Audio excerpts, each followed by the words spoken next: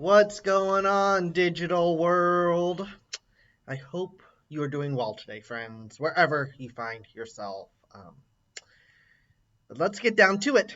Let's talk some more fruit of the Spirit. And today we're talking about kindness. Um, Kindness sounds like a pretty basic moral concept, right? Be kind, it's something we've been told since kindergarten.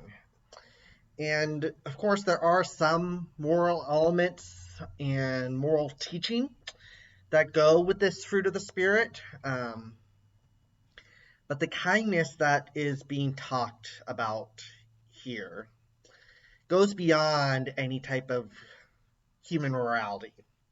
We're talking about something that is produced by the Spirit of God, something that is rooted in the character of God. Um, so let's look at a story that represents the kindness of God to me.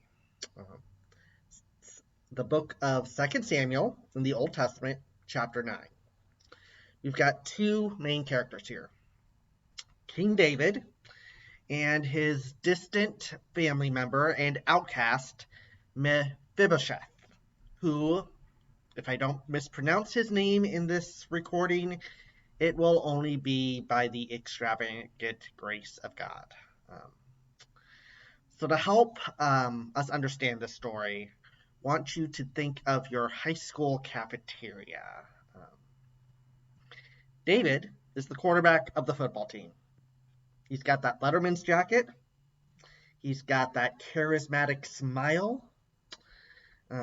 Somehow, he's gotten the school to order pizza for everybody. No mystery meat lunch today, all thanks to David. Everybody wants to be him, or at the very least, be near him. And then we got Mephibosheth.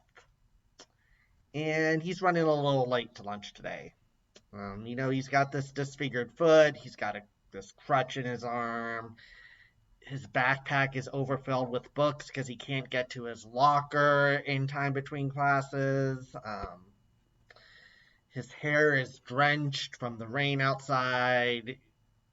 He's got these hairs sticking out that make him look like Alfalfa from The Little Rascal. Glasses are foggy.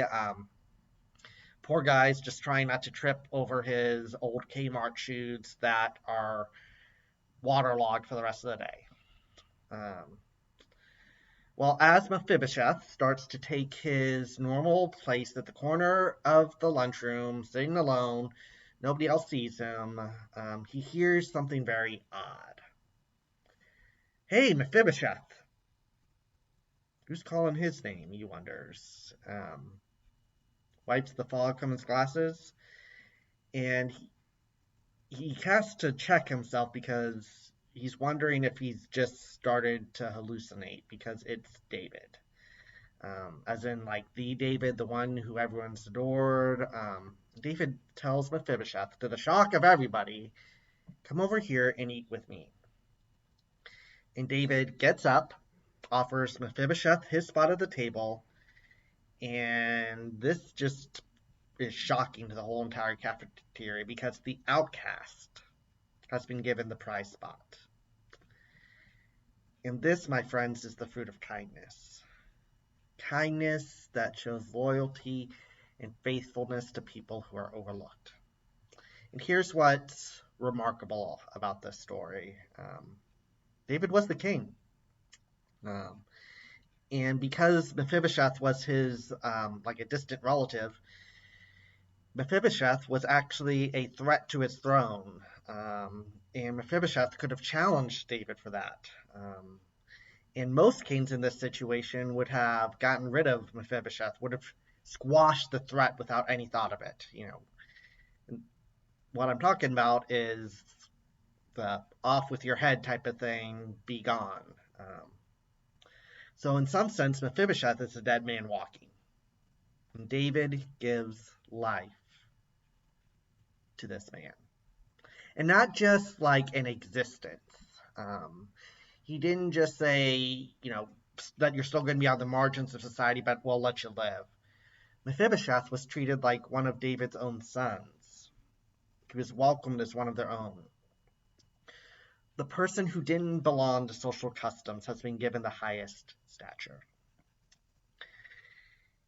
And I hate to break it to you, my beloved Michiganders, but this goes beyond Midwestern niceness.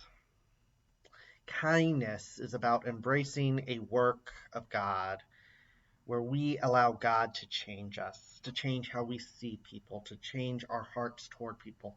This goes beyond a kindness that just makes us feel good. It's a risky kindness, a kindness that others won't understand and probably question. And it's a kindness, and this is a challenging thing for me, where we are willing to be interrupted. Because, friends, I like to plan. But sometimes the Holy Spirit gets in the way of our plans. And He does it, and the Spirit does that for the sake of kindness. The kindness that David shows here is a kindness that seeks people out. David went and got Mephibosheth. He didn't wait for Mephibosheth. Again, I told you, it would only be by the grace of God that I wouldn't mispronounce his name. But David didn't wait for Mephibosheth to come to him. He told his people to go and get him. Because God's kindness is a seeking kindness. It doesn't just wait patiently for opportunities to be kind. It goes and makes opportunities to be kind. It interrupts our plans of how we think our life should go.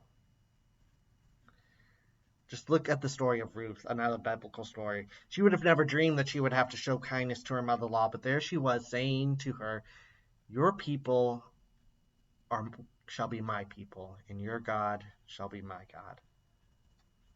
That's kindness. It goes against the grain.